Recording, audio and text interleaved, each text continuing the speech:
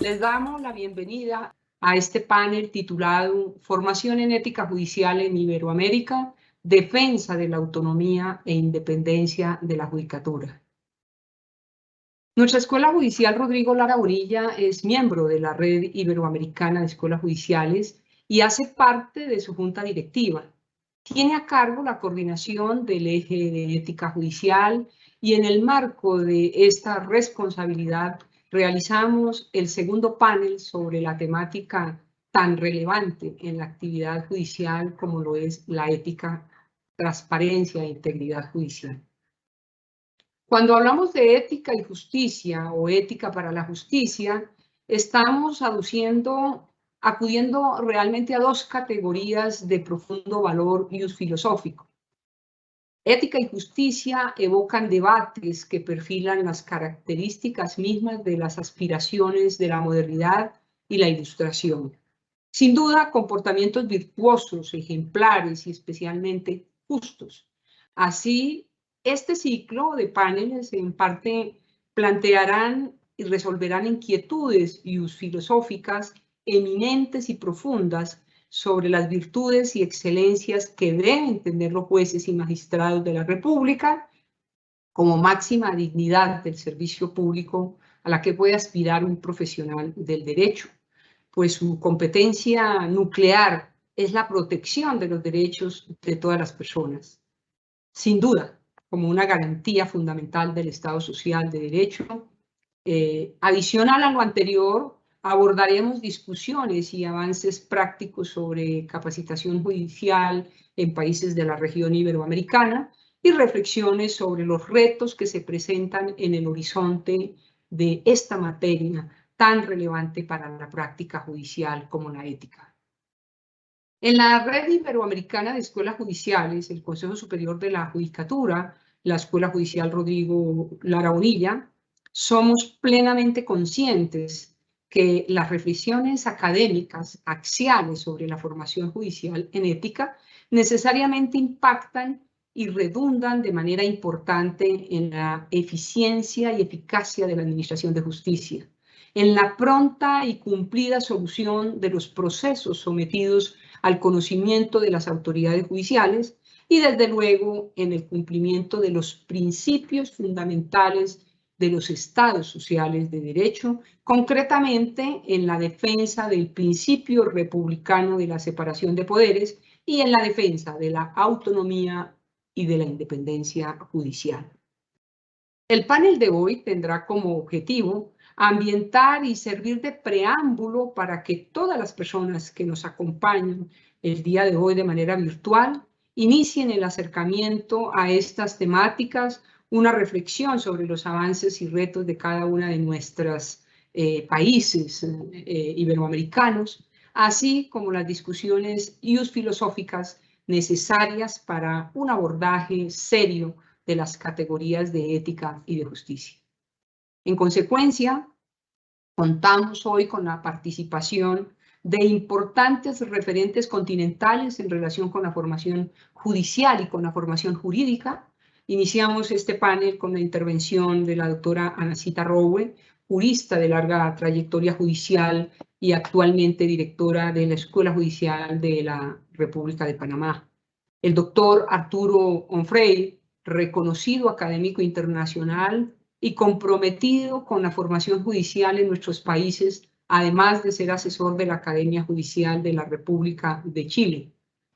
Y, por supuesto, contamos también con la presencia y participación del doctor Ricardo Sánchez Ángel, intelectual colombiano, abogado, filósofo e historiador, actualmente director del doctorado de Derecho de la Universidad Libre de Colombia. Doy la bienvenida a toda la audiencia iberoamericana y, por supuesto, colombiana que nos acompaña al inicio de estas reflexiones y jornadas sobre ética judicial en Iberoamérica. Los dejo con el doctor David Armando Rodríguez, profesional de nuestra Escuela Judicial, quien hará las veces de moderador de este importante panel. Muchas gracias. Este primer panel tiene entonces una finalidad estrictamente propedéutica e introductoria y su objetivo esencial es acercar al público el estado del arte relacionado con los debates referidos a la ética judicial en la región iberoamericana. Nuestros panelistas abordarán temáticas referidas a los retos y avances en la formación judicial y en la ética judicial, los instrumentos existentes en nuestros países, e iniciaremos una reflexión filosófica sobre las implicaciones de asumir la tarea de estudiar la ética para la justicia. Se trata de un panel amplio, plural y cuyo objetivo es sentar las bases para las discusiones que tendremos durante este segundo semestre del año 2022. Respecto a la metodología, escucharemos en primer lugar a la doctora Anna Zita Rowe, inmediatamente después al doctor Arturo Onfray y finalizaremos con la intervención del profesor Ricardo Sánchez. Tras concluir las 3 intervenciones, el equipo de la Escuela Judicial recogerá las preguntas que surjan del chat de participación y en un segundo segmento de preguntas las transmitiremos a cada una de ellas a los panelistas. Anticipadamente, en mi caso, pido excusas a la doctora Ana, al doctor Arturo, al doctor Ricardo, pues me corresponde la odiosa labor de ser moderador y eso implica ser como Júpiter, estar permanentemente devorándolos con el tiempo. Por ello, los interrumpiré cuando falten menos de 3 minutos para concluir su intervención. Iniciamos así entonces la primera de estas conferencias. Se trata de la doctora Anna Zita Rowe. La doctora Anna Zita es abogada con más de 30 años de experiencia en servicio de rama judicial, 26 en la judicatura. Actualmente es directora de la Escuela Judicial de la República de Panamá. Durante una década ha ejercido la docencia universitaria en la Universidad de Panamá, Universidad Interamericana de Educación a Distancia de Panamá y la Universidad Santa María de la Antigua, donde dicta los cursos de Lógica y Argumentación Jurídica, Ética y Derecho y Ética y Hermenéutica. Es doctora en la Universidad Nacional del Rosario en Argentina, magíster en Derecho Civil, magíster en Derecho Comercial, magíster en Derecho Procesal y tiene un MBA en Dirección de Administración del Desarrollo por el Instituto Superior de Educación y Administración del Desarrollo, adscrito a la Universidad Complutense de Madrid. Asimismo, es especialista en Derecho Público y Docencia Superior. Cuenta con un diplomado en Gestión de Talento Humano, otro diplomado en Recursos de Reglas de Basilea sobre Seguridad Jurídica, Sistema Penal Acusatorio y Derecho Constitucional. Asimismo, es parte o ha sido formadora de la Agencia de los Estados Unidos para el Desarrollo, consultora y facilitadora Franklin Covey de clase mundial. Ha presidido en 2 periodos la Asociación de Magistradas y Juezas del Órgano Judicial de Panamá y como tal ha integrado el Observatorio Panameño contra la Violencia de Género. Estuvo encargada de la redacción de la difusión y validación ante la sociedad civil y ante la Asamblea Nacional de la República del Panamá de la Ley 53 del 2015 que regula la carrera judicial. Esto entre otras muchas responsabilidades. Doctora Ana, siéntase bienvenida entre nosotros y tiene el uso de la palabra. Muchísimas gracias. Un saludo muy especial a la doctora Mari Lucero Novoa, nuestra colega y amiga, directora de la Escuela Judicial de Colombia. Un saludo extensivo al doctor Jorge Luis Trujillo Alfaro, presidente del Consejo Superior de la Judicatura, a mis compañeros del panel y a todos los servidores y servidoras judiciales y personas que se han conectado a través de las redes de tecnología a esta conferencia virtual. Para mí es un honor compartir con mis colegas para hacer una aproximación al tema del estado de la ética judicial en Iberoamérica. Yo quisiera iniciar haciendo este recuento con un breve pantallazo sobre la ética en el ámbito universal, la ética judicial, en el regional, sobre los estándares de comportamiento, los estatutos para la judicatura y el Código de Ética Judicial panameño. El poder de dictar sentencias no les es confiado a los jueces como un fin en sí mismo. Este poder afecta antes bien al núcleo mismo de la vida humana, como lo estaba exponiendo la doctora Mari Lucero en la parte introductoria. Vamos a ver en el ámbito universal los mejores referentes, recordando que la mejor manera de empezar es dejar de hablar y comenzar a actuar. Por eso es relevante que nosotros hoy tengamos la oportunidad de compartir con ustedes el tema que ha traído como relevante la Escuela Judicial de Colombia. Y en ese ámbito universal, los principios básicos relativos a la independencia de la judicatura, a los que yo llamo PEBRIC, establecidos por la ONU, dan cuenta que se empezó a trabajar en estos temas de una forma común a partir del 6 de septiembre de 1985. Son el primer ordenamiento jurídico internacional que consigna estándares éticos, el primer referente que vamos a encontrar. Nosotros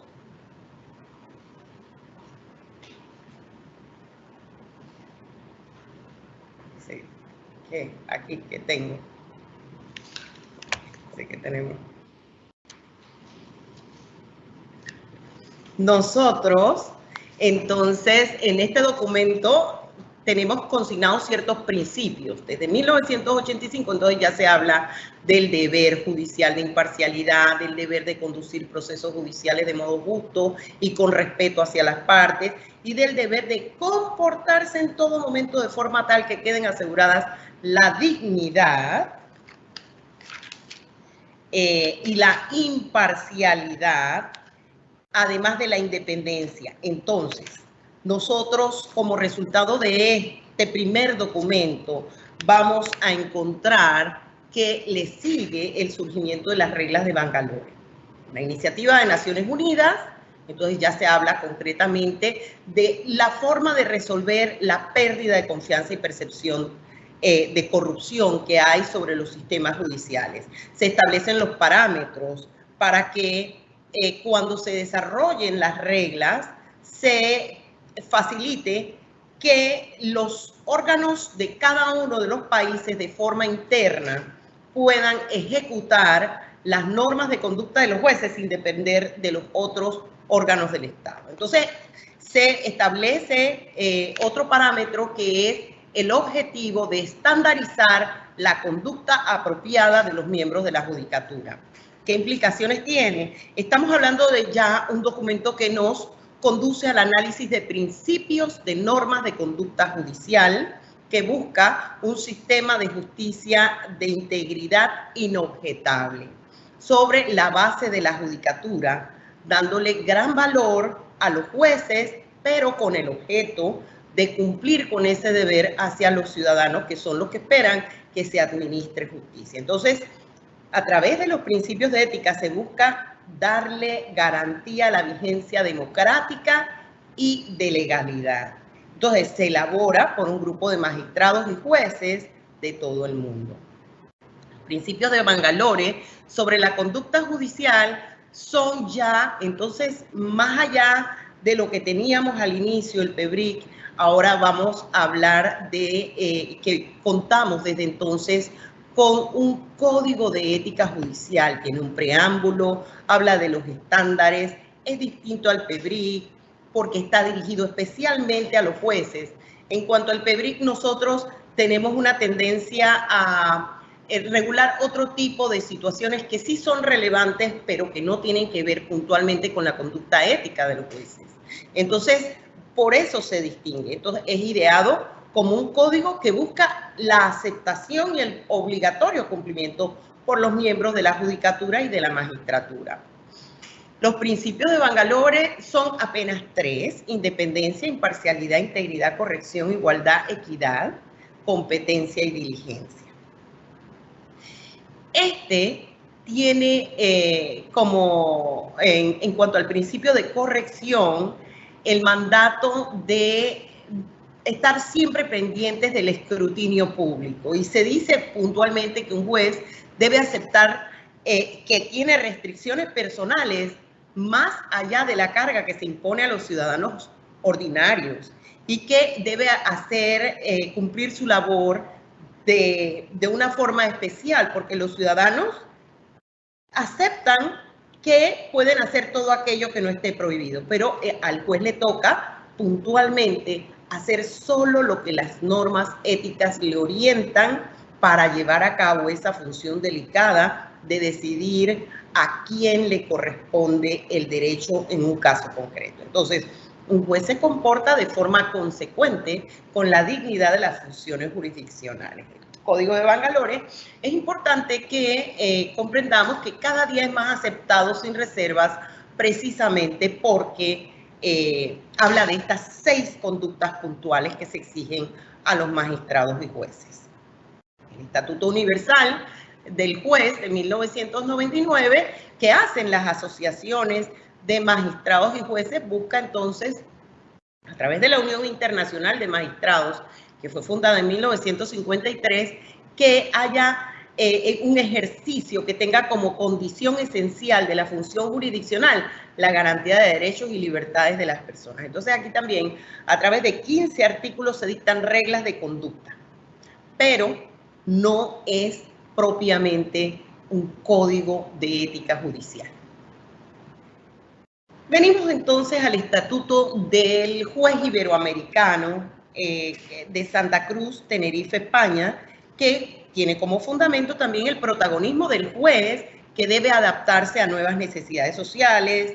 Se habla pues de la justicia en manos de los jueces, que deben tener idoneidad técnica, profesional y ética. El artículo 37 del estatuto habla del deber de trascender al ámbito del ejercicio en la función jurisdiccional y una justicia en condiciones de eficiencia, calidad, accesibilidad y transparencia. Entonces, la administración de justicia no es una función ajena a asuntos que tengan que ver con una conducta ejemplar en ese ejercicio para salir de la mediocridad. Entonces se aspira a un ejercicio excelente de la función judicial. Las normas de ética ya no están hablando del cumplimiento de una ley, están hablando de llevar la expresión del ejercicio de la judicatura a un máximo nivel. Y allí es entonces donde las escuelas judiciales tenemos que orientar la labor de formación a magistrados y jueces de forma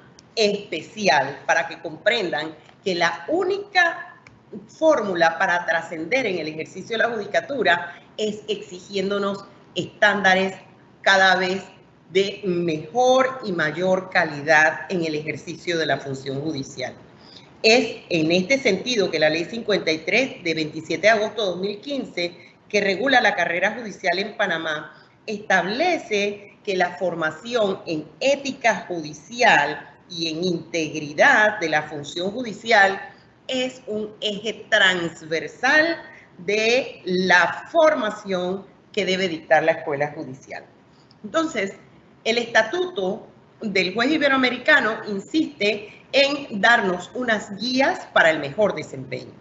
La ética judicial se transforma en una fórmula que hace que esa justicia que se administra entonces se surta en condiciones de alta calidad, eficiencia, efectividad, accesibilidad y transparencia. Bien, entonces el Código Iberoamericano de Ética Judicial, que marca unos objetivos muy claros: brindar herramientas imprescindibles para la apropiada conducta que debe asumir cada una de las personas que trabajan en el órgano judicial, y generar un proceso de reflexión, familiarizarse e internalizar las normas que contienen los principios éticos como guía de conducta de los servidores judiciales.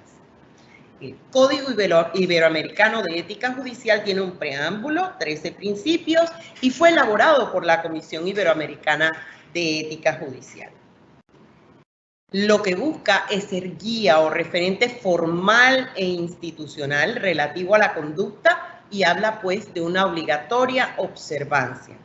Cada uno de los países de la región ha ido buscando a través de sus códigos internos fórmulas que posibiliten la efectividad de la ética judicial. Pero un asunto sumamente relevante que debemos enfatizar las escuelas judiciales, tanto a aspirantes como a miembros de la carrera, es esa diferencia que hay en la regulación de la conducta desde el plano ético y el ámbito disciplinario. Por ejemplo, en Panamá, por muchos años se tuvo una unificación y generó muchísima confusión el hecho de que el proceso por faltas a la ética generaba sanciones disciplinarias y viceversa. Luego hubo muchos pronunciamientos jurisprudenciales que dieron cuenta en nuestro país de la nulidad de los procesos que se surtían entrelazando las normas disciplinarias y las éticas. Fue necesario entonces que a través de la Ley 53 de 2015 se separaran los temas éticos y disciplinarios. El preámbulo del Código Modelo se cimenta en la excelencia, armoniza valores y la solución justa. Entonces busca el compromiso de los miembros de la judicatura con la excelencia, que ya no trabajemos por cobrar unos honorarios, por cobrar un sueldo o un salario, como quiera que se le denomine en nuestros países.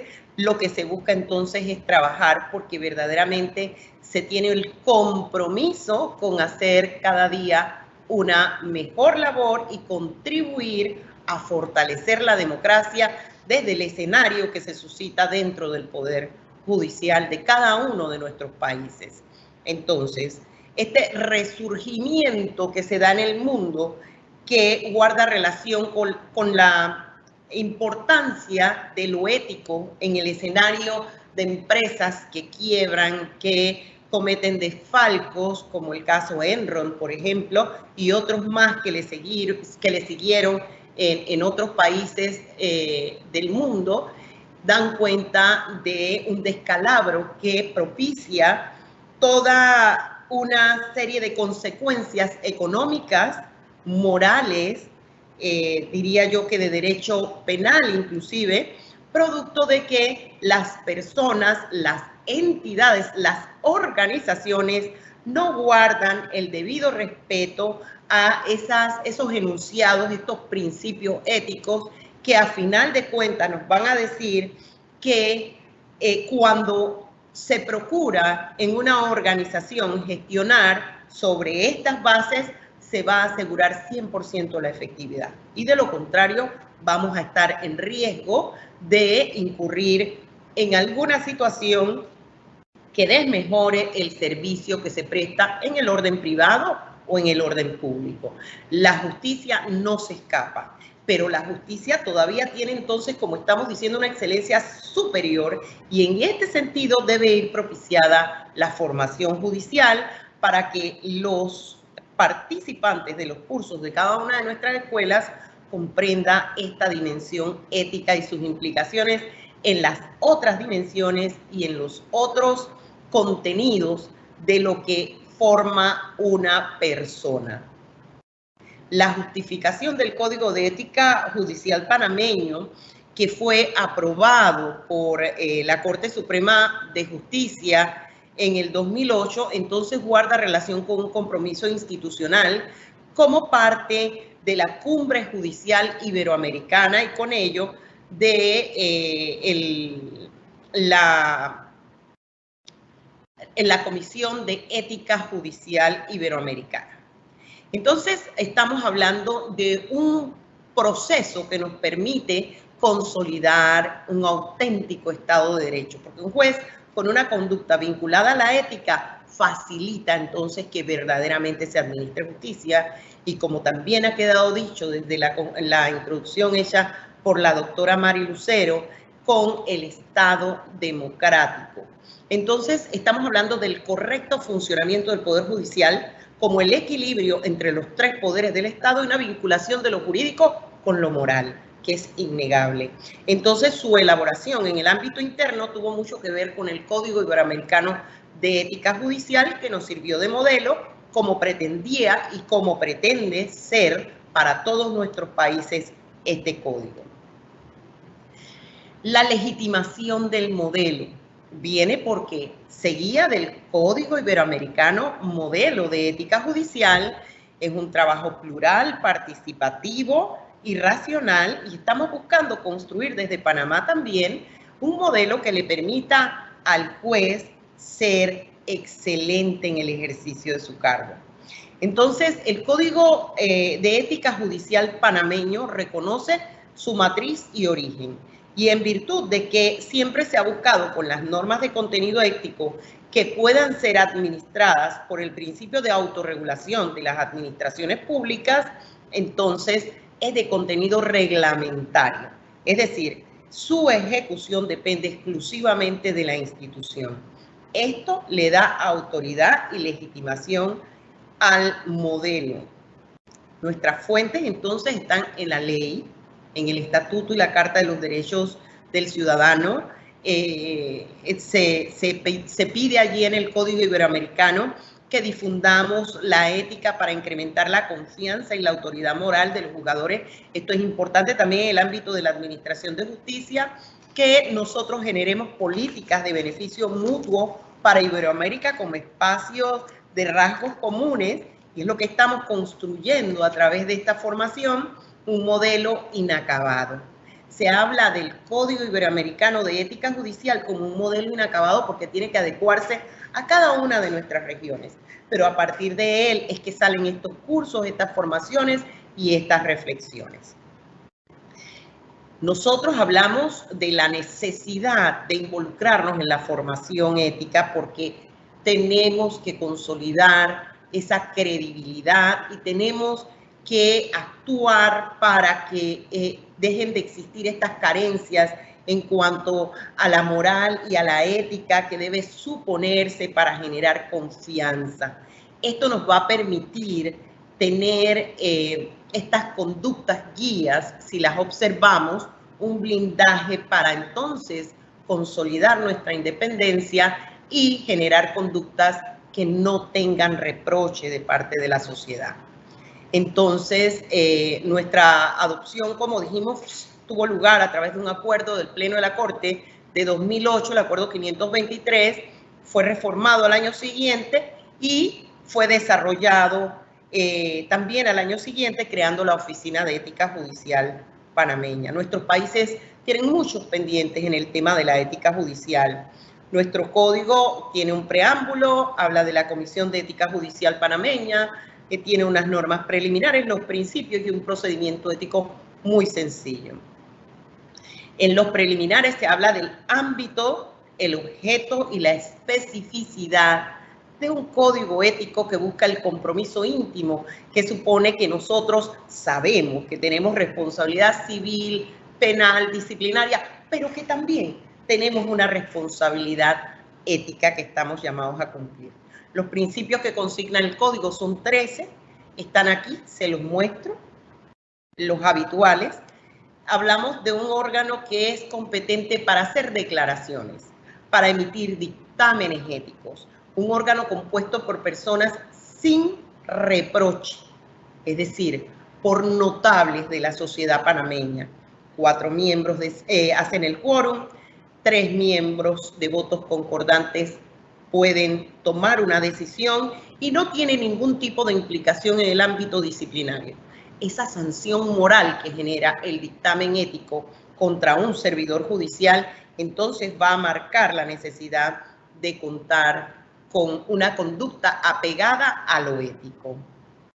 Hay un procedimiento, se puede presentar la denuncia, la solicitud, se desestima o se investiga y se pronuncia el dictamen. Es un proceso que debe observar el debido proceso, pero flexibilizado, porque las normas de contenido ético son un abanico de conductas que pueden estar comprendidas en ese conjunto de normas.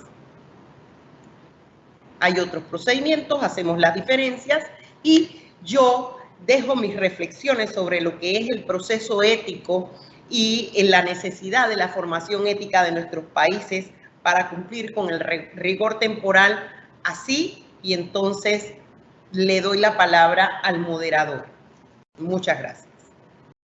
Doctora, muchas gracias por su conferencia. Indudablemente ya apunta hacia donde va la discusión, es decir, la relación que existe, aún hoy parecemos griegos en el exilio, entre ética y lo común, aún rescatando el carácter etimológico de la palabra ethos como la creación de lo común, de la casa común.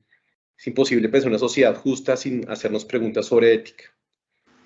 A continuación escuchamos entonces al doctor Arturo Onfray, licenciado en Derecho de la Pontificia Universidad Católica de Chile y licenciado en Educación de la Universidad Educares, magíster en Sociología del Derecho del Instituto Internacional de Sociología Jurídica y otra maestría en Derecho, en Teoría del Derecho de la Academia Europea de Teoría del Derecho y finalmente doctor en Derecho de la Universidad Católica de Lovaina. es miembro del Instituto de Derecho Procesal, tanto en Chile como en Iberoamérica, y de la Asociación Internacional de Derecho Procesal. Durante más de 30 años se ha desempeñado como abogado del Consejo de Defensa del Estado, servicio en el cual ocupó el cargo de jefe del Departamento de Estudios y en la docencia en diferentes universidades, además en la Academia Judicial de Chile, en cuyo seno en los últimos años ha impartido el ramo de ética judicial en el programa de formación de futuros jueces y jueces. Ha escrito numerosos trabajos en el ámbito de la ética judicial. Sus obras han recibido múltiples premios internacionales, entre los que se destacan los 2 primeros lugares en el 5º y en el 7º concurso internacional de monografía de la Comisión Iberoamericana de Ética Judicial y el premio del fomento del Derecho Procesal en su 4ª edición, otorgado por el Instituto Vasco de Derecho Procesal. Doctor Arturo, siéntase bienvenido y tiene el uso de la palabra. Yo voy a compartir la presentación del doctor Arturo. Muchas gracias, doctora Mari Lucero Novoa, directora de la Escuela Judicial Rodrigo Lara Bonilla. Un saludo extensivo también al doctor Jorge Luis Trujillo Alfaro, presidente del Consejo Superior de la Judicatura. Un saludo a quienes integran el presente seminario y a todos los servidores y servidoras judiciales y demás personas que se han conectado a esta videoconferencia. Don Juan Díaz Romero, un destacado juez mexicano, Premio Iberoamericano al Mérito Judicial del año 2012, afirma que el juez al cual aspiran nuestras sociedades se estructura sobre la base de 2 grandes columnas.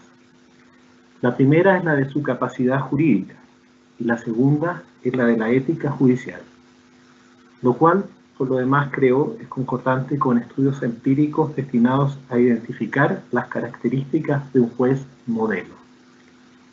Así, por un lado, se requiere de un juez debidamente formado en las normas sustantivas y procesales, así como en su operación, en su praxis, lo cual supone una serie de destrezas tales como las asociadas, por ejemplo, a la conducción de las audiencias, a la valoración de la prueba, a la argumentación jurídica.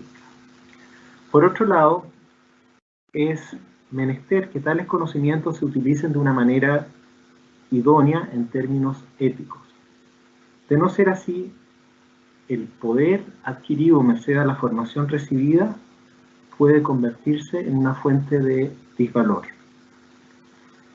En tal entendido, el buen juez no es solo quien aplica el derecho vigente sin incurrir en dicho ejercicio en responsabilidad disciplinaria o penal, sino quien es capaz de ir más allá del cumplimiento de las normas y cultivar las virtudes judiciales, elementos centrales de la ética judicial, complemento necesario, como ya lo hemos advertido, de la capacidad jurídica, la cual, según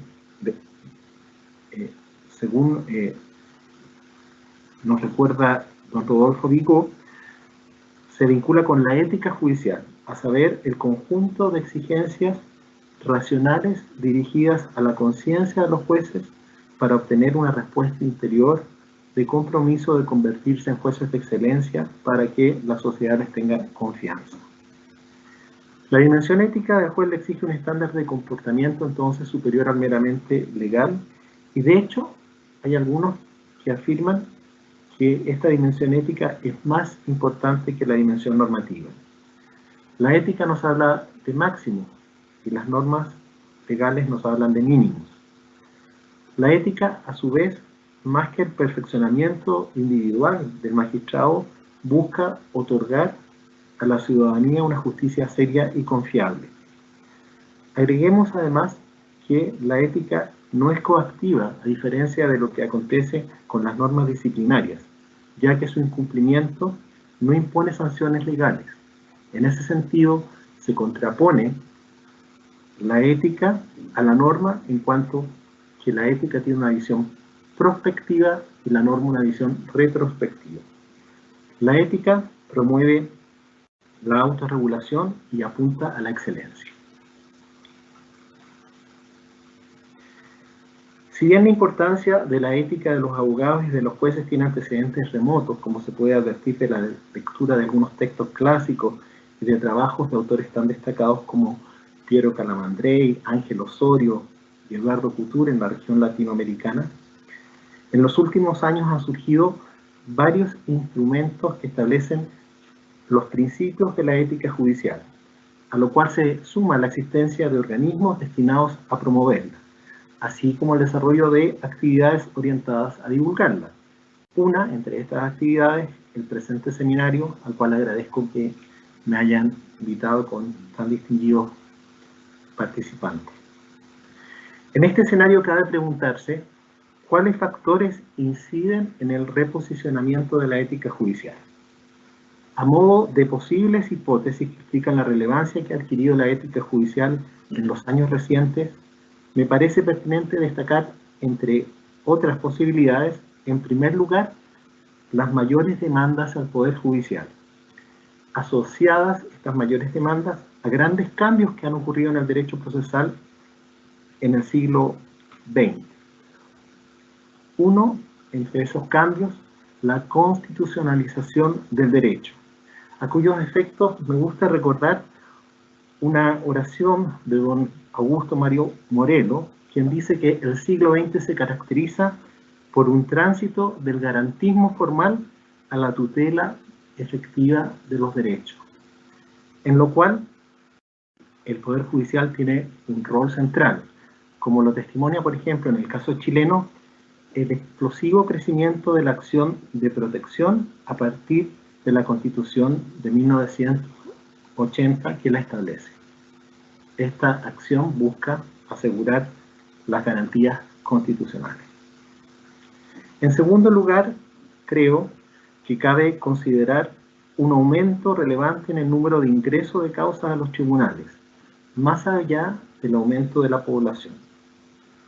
En tercer lugar, corresponde mencionar las críticas al Poder Judicial, así como una pérdida de confianza en las instituciones, lo que lleva, ¿cierto?, a un cuestionamiento y a una aspiración de cambio en la cual la ética tiene un rol muy relevante. En cuarto lugar, debe considerarse el proceso de acelerada modernización del Estado, iniciado en el caso chileno a inicios de los años 90.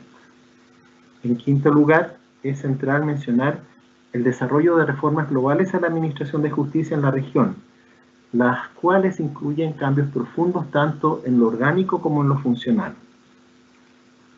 Destacando en lo funcional el progresivo tránsito de la escrituración a la oralidad con la consiguiente prevalencia entonces de los principios de concentración, inmediación, publicidad y oportunidad. En sexto lugar, aparece el amplio desarrollo de las redes sociales y yo diría también la emergencia de la ciudadanía activa en oposición a la visión clásica del concepto de ciudadano. En séptimo lugar, destaca el extenso reconocimiento de los principios de probidad y transparencia.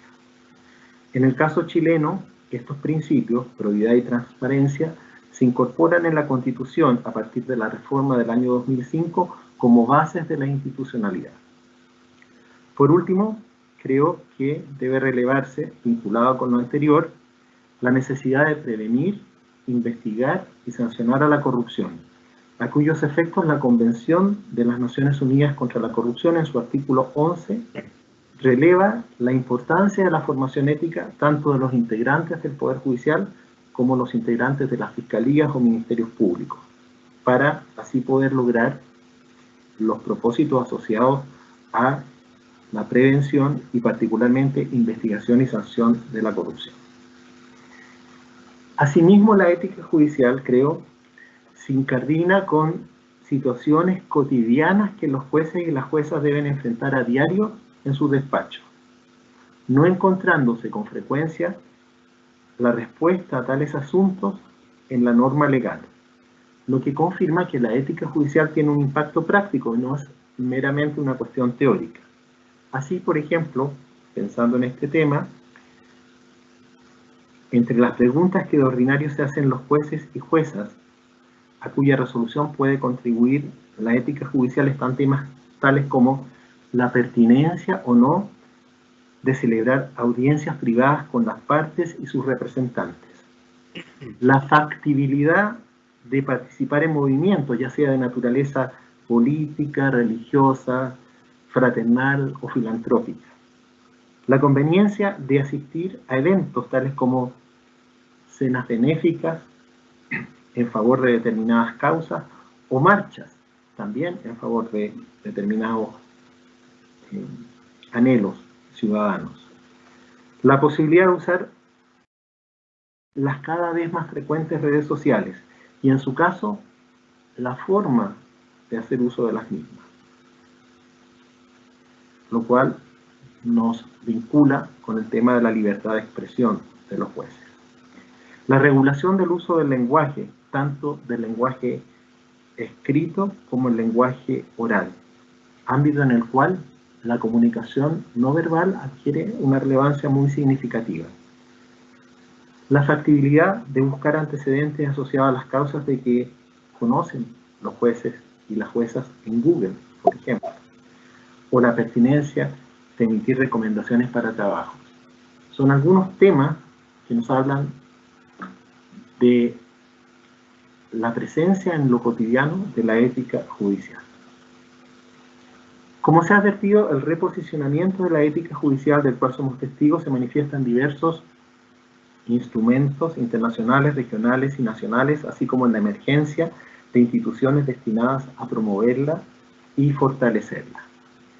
Entre los instrumentos internacionales, algunos ya han sido mencionados por la anterior ponente, cabe destacar a la Convención de las Naciones Unidas contra la Corrupción, el artículo 11.1, en este caso es central, a los principios de Bangalore sobre conducta judicial, al comentario a los principios de Bangalore sobre conducta judicial, que es un complemento necesario para su mejor comprensión, y a la Declaración de Doha del año 2015.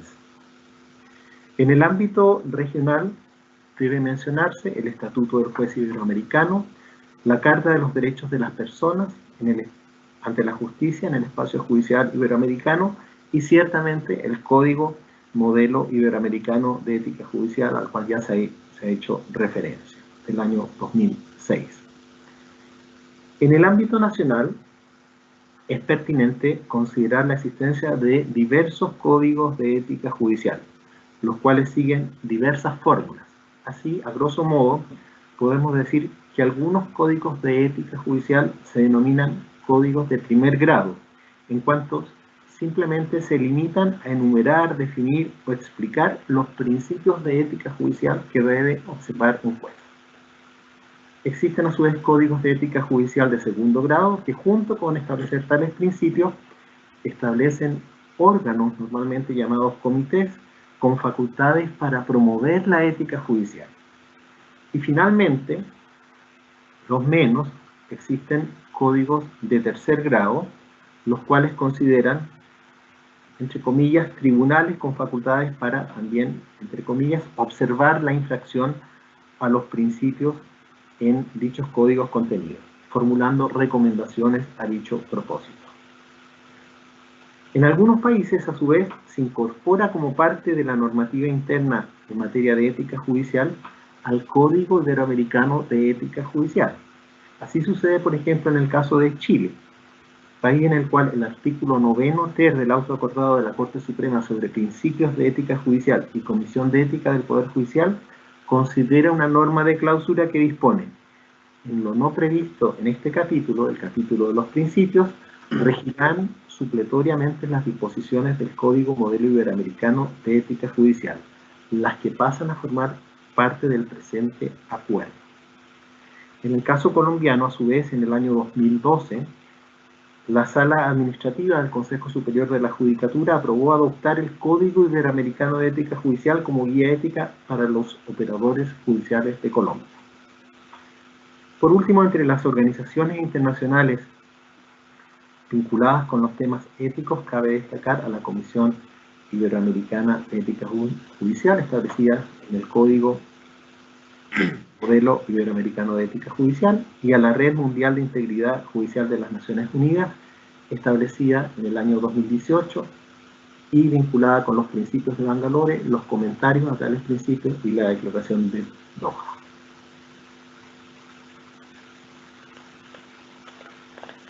En lo que sigue, he optado por referirme específicamente al Código Modelo Iberoamericano de Ética Judicial, dada su importancia a nivel regional, su relevancia en los casos chileno y colombiano, y su aspiración de servir de modelo en la construcción de los códigos nacionales, amén de sus íncitas bondades en el catálogo y tratamientos de los principios que lo integran. En la declaración de la Cumbre Judicial Iberoamericana de Honduras, los presidentes de los Tribunales Supremos de Justicia y de los Consejos Superiores de la Judicatura pertenecientes a los países iberoamericanos señalaron, entre otros puntos, la necesidad de impulsar un Código Modelo Iberoamericano de Ética Judicial, el cual fue finalmente aprobado en la cumbre siguiente, celebrada en el año 2006 en Costa Rica, sobre la base de un proyecto que fue preparado por don Manuel Atienza y don Rodolfo Vico. Es interesante, el primero catedrático de la Universidad de Alicante, experto en argumentación, el segundo un juez argentino. Se combinan así dos perspectivas.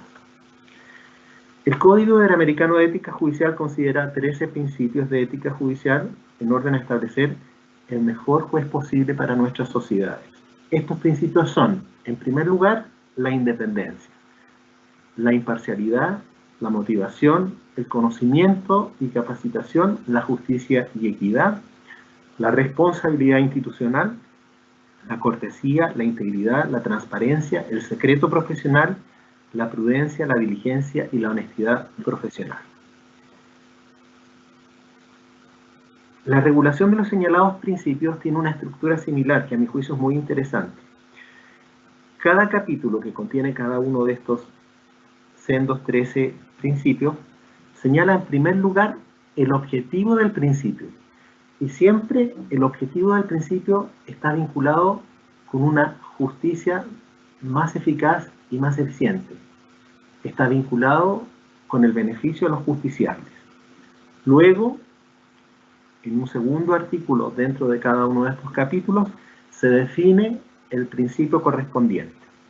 Y finalmente, en los artículos que siguen, se consideran diversas hipótesis de aplicación del principio a situaciones concretas. Este código, que como bien se ha mencionado, tiene el adjetivo de modelo en cuanto que busca servir de inspiración a los códigos nacionales. Este código establece, además, y regula, por cierto, la Comisión Iberoamericana de Ética Judicial, la cual tiene una relevante función consultiva no vinculante para los distintos poderes judiciales y consejos superiores de la judicatura de la región. Esta función consultiva resulta en la emisión de dictámenes sobre materias asociadas a la ética judicial. A ello se suman una serie de otras actividades orientadas a promover y fortalecer la ética judicial en la región.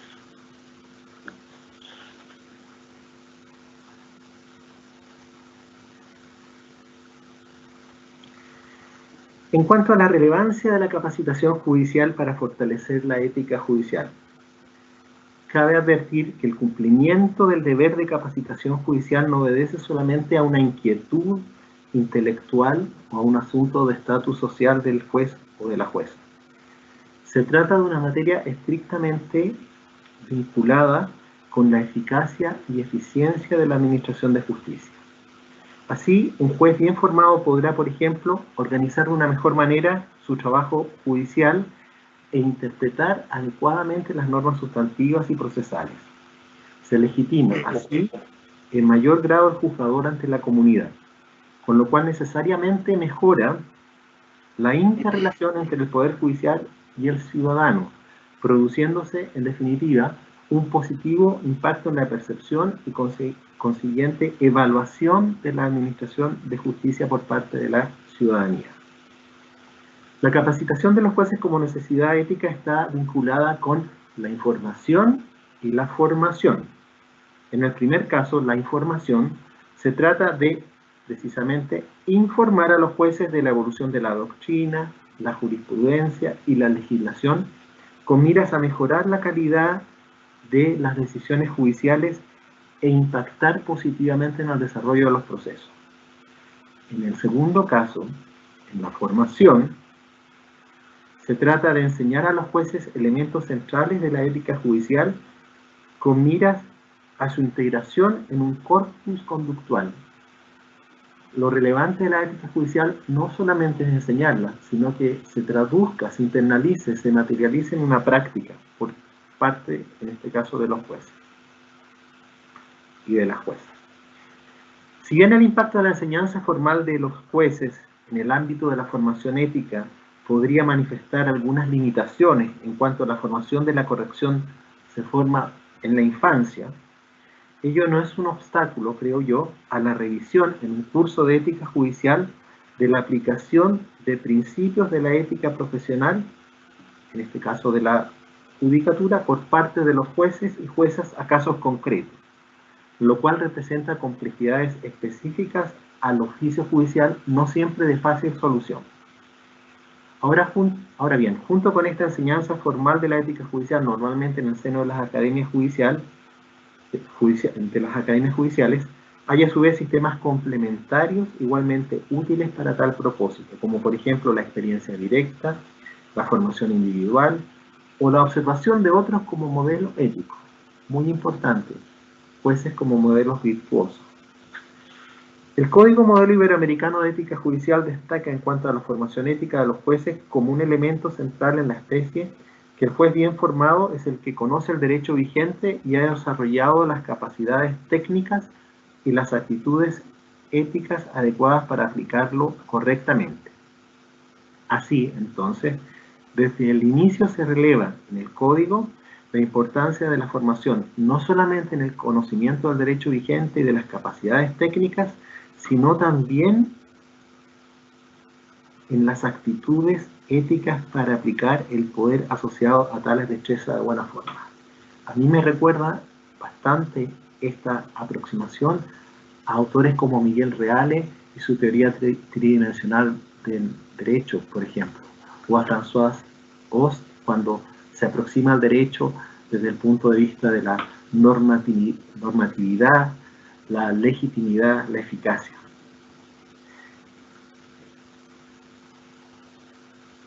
En cuanto a la finalidad del conocimiento y de la capacitación, destaca el Código que la exigencia de conocimiento y capacitación permanente de los jueces tiene como fundamento el derecho de los justiciables y de la sociedad en general en orden a obtener un servicio de calidad en la administración de justicia.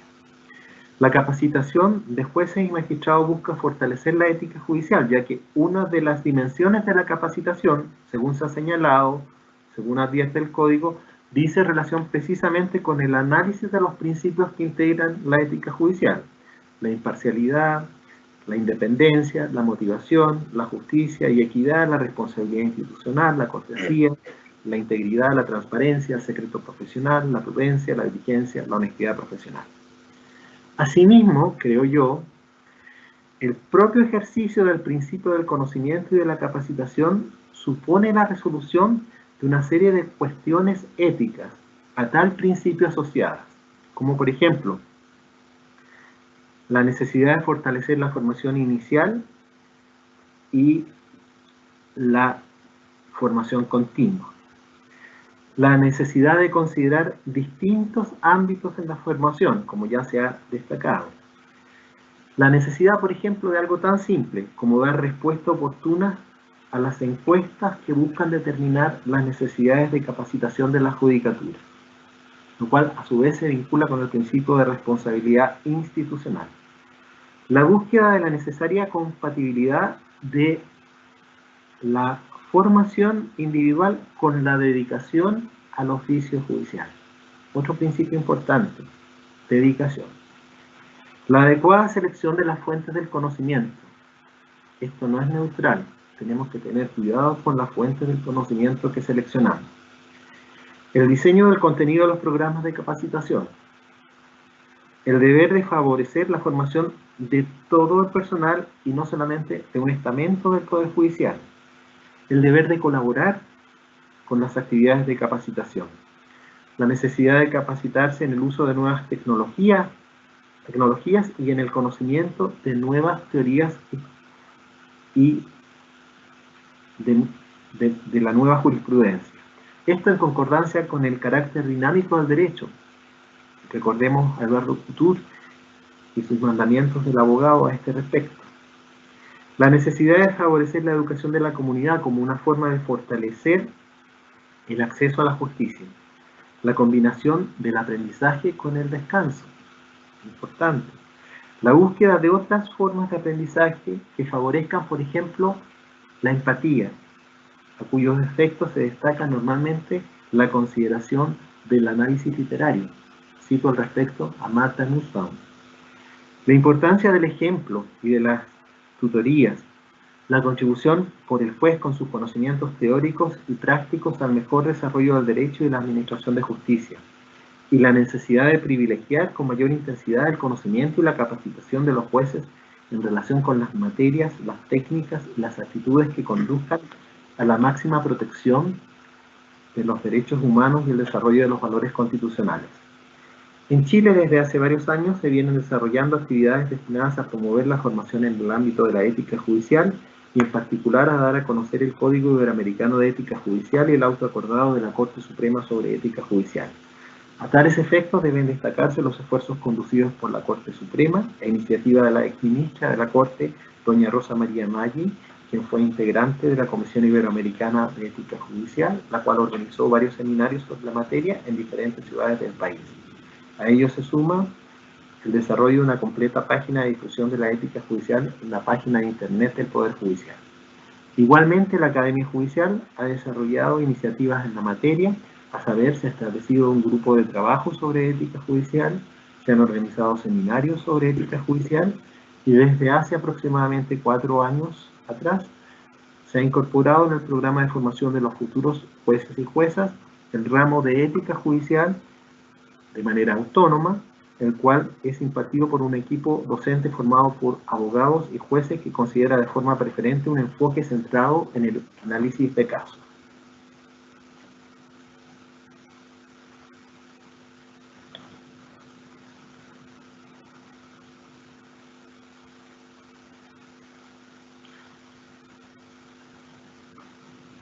Por favor, la última diapositiva. Gracias.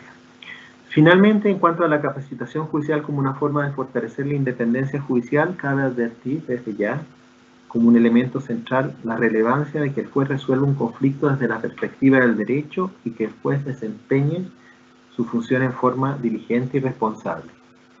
Para aquello, el juez debe asumir una actitud ética en relación a diferentes influencias extrañas al derecho, así, por ejemplo, ante las influencias que provienen del sistema social y de la propia judicatura, el juez debe ser independiente. Respecto de las influencias provenientes de las partes en los procesos sometidos a su potestad, el juez debe ser imparcial. Y respecto a las influencias provenientes de sí mismo, el juez debe ser objetivo. La independencia judicial es el primer principio reconocido en el Código Modelo Iberoamericano de Ética Judicial, y asimismo aparece en diversos otros instrumentos continentes de principios éticos, entre ellos los ya mencionados principios de Bangalore, a los cuales se suman diversos tratados internacionales en el ámbito de los derechos humanos, como son la Declaración Universal de los Derechos Humanos, el Pacto de los Derechos Civiles y Políticos y la Convención Americana de Derechos Humanos. A todo lo cual además se agrega los también mencionados principios básicos de la independencia de la judicatura de las Naciones Unidas. La razón de ser de la independencia judicial es garantizar a los ciudadanos el derecho a ser juzgados con parámetros jurídicos para evitar la arbitrariedad, realizar los valores constitucionales y salvaguardar los derechos fundamentales. La independencia del tribunal es un derecho cuyo contenido puede ser analizado desde el punto de vista externo, referido a la relación del Poder Judicial frente a otros poderes del Estado, o desde el punto de vista interno, relativo a la no sumisión en el juicio del juez inferior respecto al juez superior. En particular, creo, si esa sumisión no nace del convencimiento de la pertinencia de determinada doctrina jurídica, sino de presiones indebidas ejercidas por los superiores. Así, el Código Modelo Iberoamericano de Ética Judicial define al juez independiente como aquel que determina desde el derecho vigente la decisión justa, sin dejarse influir real o aparentemente por factores ajenos al derecho mismo. En el estudio de la independencia judicial se deben considerar una infinidad de situaciones que podrían perturbar dicho principio y que por tanto demandan la atención y acción de jueces y juezas. Así, por ejemplo, el juez con sus actitudes y comportamientos debe poner de manifiesto que no recibe influencia. La apariencia, muy importante dentro del tema ético. Al juez le está vedado éticamente participar de cualquier manera en una actividad política partidaria, más allá de que él tenga una legítima opinión sobre un determinado tema que influye en la sociedad. El juez podrá reclamar que se le reconozcan los derechos y se le suministren los medios que posibiliten o faciliten su independencia. El juez tiene el derecho y el deber de denunciar cualquier intento de perturbación de su independencia. Al juez no solo se le exige éticamente que sea independiente, sino también que no interfiera en la independencia de sus colegas. Bien, esto es muy relevante. El juez debe ejercer con moderación y prudencia el poder que acompaña al ejercicio de la función jurisdiccional. El juez debe procurar favorecer la existencia de mecanismos que permitan la independencia judicial o al menos estar consciente de ello, entre los cuales destacan, de acuerdo a los comentarios de los principios de Bangalore, la seguridad del puesto, la seguridad económica y la independencia institucional. El juez debe actuar sin tener en cuenta el aplauso o la crítica popular. El tema de la relación con la prensa, podríamos llamarla un cuarto poder, en cuanto a la independencia judicial externa. El juez debe rechazar todo intento de influir en una sentencia. El juez debe tener claridad sobre lo que constituye una influencia indebida. El juez debe tener también claridad que un aislamiento de la comunidad, un juez monacal, no es beneficioso y por lo tanto el contacto con la comunidad es conveniente, sin que por ello se deba afectar su independencia. El juez debe ser libre de conexiones inapropiadas con los poderes ejecutivo y legislativo y de influencias inapropiadas por parte de los citados poderes a los ojos de un observador razonable. Lo que habla, creo, de la necesidad de cultivar la correcta percepción pública de la apariencia de independencia judicial a la que ya me refería. Y el juez debe tener, por último, me parece, claridad de ser la independencia una base de la debida administración de justicia y un elemento de un juicio justo, así como también de un auténtico tribunal, ¿por qué no decirlo?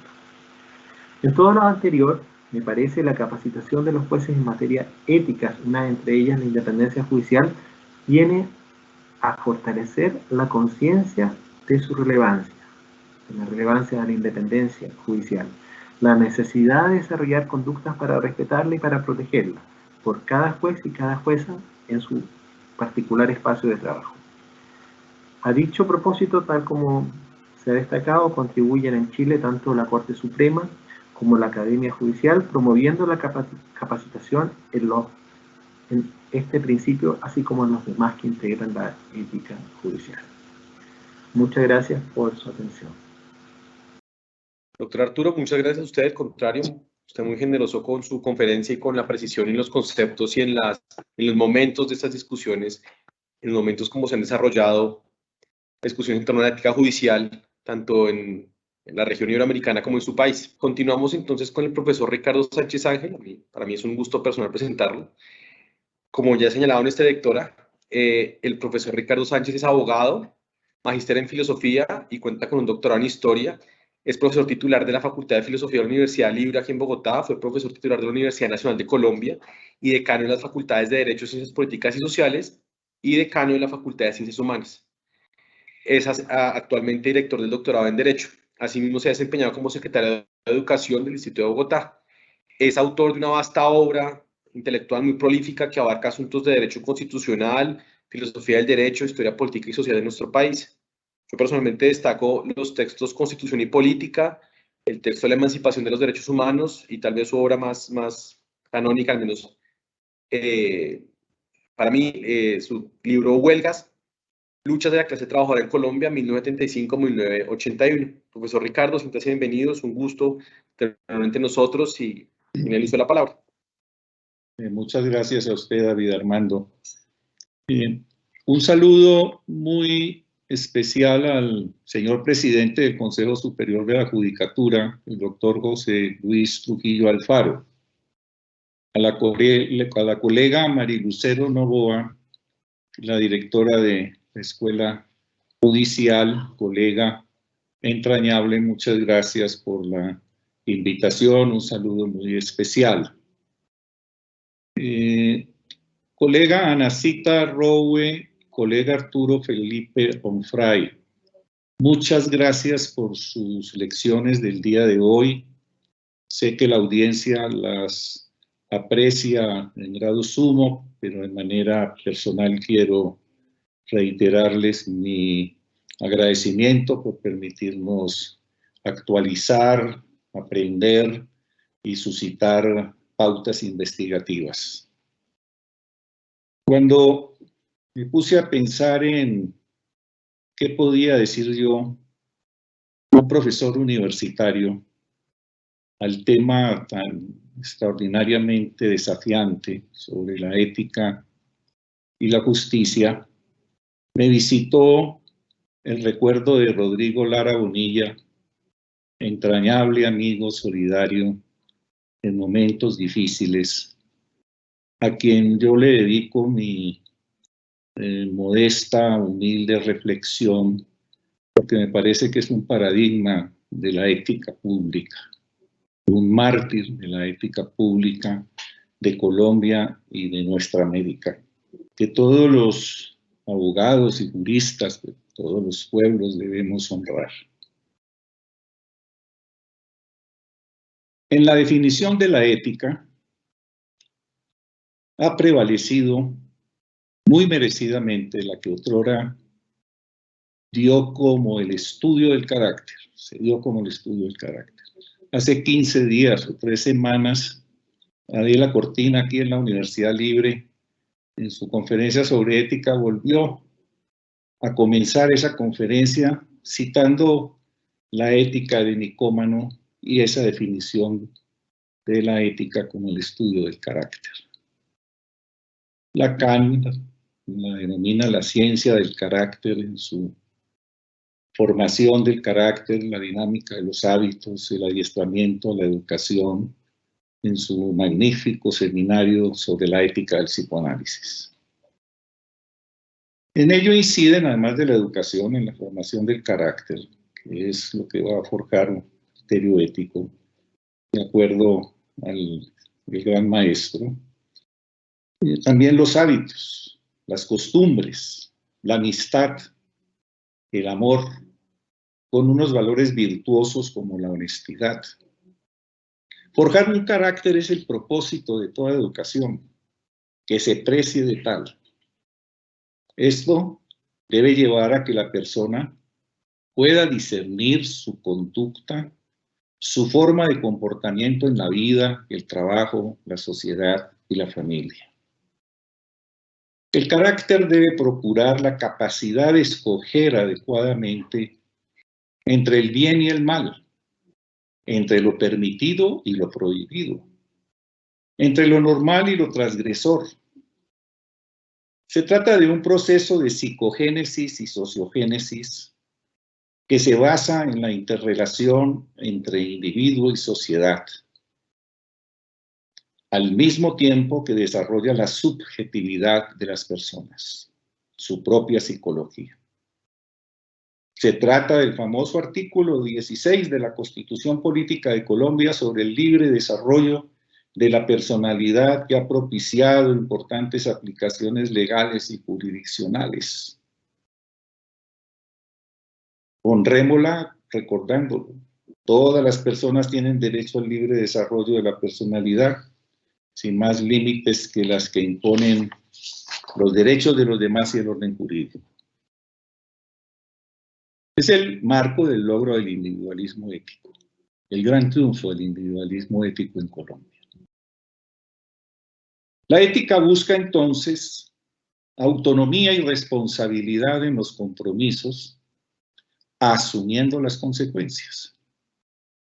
Pero nada está garantizado, ya que no se trata de un producto acabado, dado, que sobre la biografía de los humanos,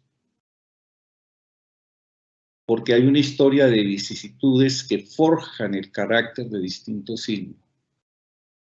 El carácter es un proceso permanente sometido a la prueba de la propia biografía y de la historia humana. Al hablar de la ética, ineludiblemente se debe tratar sobre los medios y los fines. Hay un texto de Walter Benjamin que sintetiza esa relación más conflictiva de lo que aparece en el lugar común de a medios legítimos y limpios con fines justos. Así decimos, debe haber correspondencia entre el medio legítimo y el fin justo. Pero la realidad del asunto es más complicado. Dice Benjamin, el derecho natural se esfuerza por justificar los medios por la justicia de los fines. El derecho positivo se esfuerza por garantizar la justicia de los fines por la legitimidad de los medios. La antinomia podría resultar insoluble si el supuesto dogmático de base fuera falso. Si hubiera un conflicto irreductible entre los medios justificados por un lado y los objetivos legítimos por el otro. Para verlo claramente, habría que salir del círculo y establecer criterios independientes, tanto para los medios como para los fines. En ambos habría que hacer exigencias éticas. Se trata de construir criterios propios para cada uno de los términos, superando el anillo de hierro de una orden preceptiva. Los medios deben ser generados y aplicados en creatividad y el explícito propósito de no terminar destruyendo la justicia de los fines. Es la importancia y la trascendencia que en el transcurso de los siglos ha obtenido el debido proceso, como algo sagrado, nuclear. Un ejemplo de la perversión de los medios está en las democracias que acuden a la corrupción para que sus gobiernos logren determinados propósitos y terminan erosionando la legitimidad de los fines. Otro ejemplo, los movimientos guerrilleros que acudieron a los secuestros y las masacres, ejecuciones personales en nuestro país terminaron interiorizando el terrorismo. Si la ética está anclada en la política, allí está su campo de definición. Si la ética, aún la más subjetiva, individual y personalizada, es una ética política, es porque ella está involucrada en el devenir de la historia con todas sus contradicciones y complejidades. Probablemente, pese a las apariencias, no hay nada más anclado en el vertiginoso y devenir de los pueblos y sus contradicciones que la justicia. La ética está anclada en la experiencia. Al nutrirse de representaciones, aprendizajes, logros y derrotas que se expresa como conciencia personal y colectiva. Estoy operando entonces un desplazamiento de la formación del carácter a la conciencia. Como algo vivo, por lo tanto, la ética es algo vivo si es conciencia, ontológico, propio del ser para el hacer, y no es entonces el listado de las tablas de la ley y del Código Penal. Por ello, el interés de la universalidad de la ética, que buscamos una ética que sea lo más universal posible, a través de lo jurídico, de los derechos humanos, el pacto más universal existente, no obstante es relativa e inacabada. Porque no debe ser una universalidad que homogeneice con hegemonías euro y anglocentristas. La ética está situada, hablamos desde nuestra América, hablo desde Colombia, en condiciones y culturas propias, en tradiciones, hábitos y costumbres. Pero de manera positiva, empuja al diálogo y a la acción internacional. Hay un campo amplio cuyo internacionalismo debe propiciar el debido proceso. Ese es un campo grande del internacionalismo. La abolición del trato cruel y las torturas, de la corrupción, del sexismo, el racismo, la humillación y la ofensa, que son principios de conciencia ética que trascienden y buscamos y operan como está así establecido en el Código Máximo de los Derechos Humanos. Como contrapartida, debemos fraternizar con todos los pueblos del mundo, con los europeos, con los norteamericanos, pero con mucho énfasis con los haitianos y palestinos, por ser los más desvalidos y oprimidos en su condición de existencia. Con africanos y asiáticos, potenciar el valor de la solidaridad. Estamos situados, repito, en nuestra América y ello es imperativo reconocerle para darle sentido a nuestra acción y reflexión. Así las cosas, el derecho se convierte en un lugar donde la ética busca sus promesas sin que nunca estén decididas de antemano, para poder que la ética no sea un simple valor circulatorio de conducta, sino que tenga trascendencia hacia el comportamiento general en la sociedad. El derecho es un campo de lucha siempre, de intereses diversos, y en veces contradictorios, en veces antagónicos, y a la ética le hemos precisado como conciencia. Al hablar de la ética, debemos aceptar que hay otro término que nos interpela y que no utilizamos adrede, pero que no podemos ignorar: la moral. A veces uno oye exposiciones que indistintamente usan ética y moral. Eso es legítimo.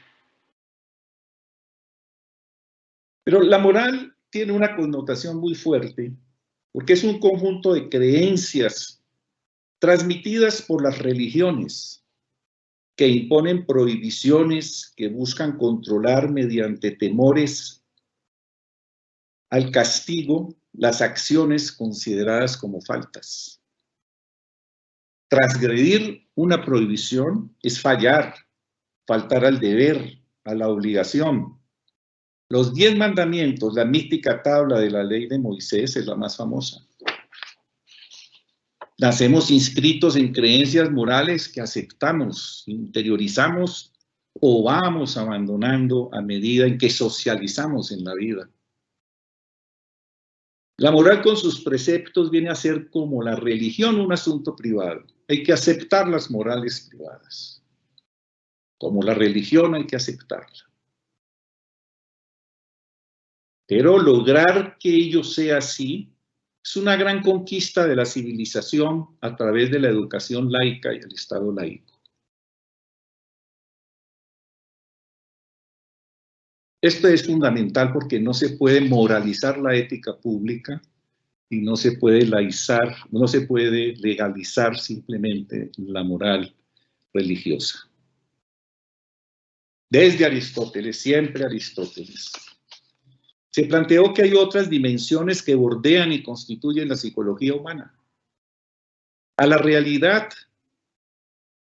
se le aparece el deseo como contrapuesto. Dado que somos seres que deseamos y por ende buscamos el placer. Dos principios que son contradictorios, se interpelan y se oponen.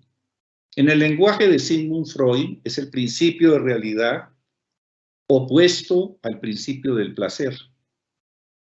lo que evoluciona hacia la pulsión de muerte, el tema intrigante y trascendental de Eros y Thanatos, del placer y la muerte, de la sexualidad.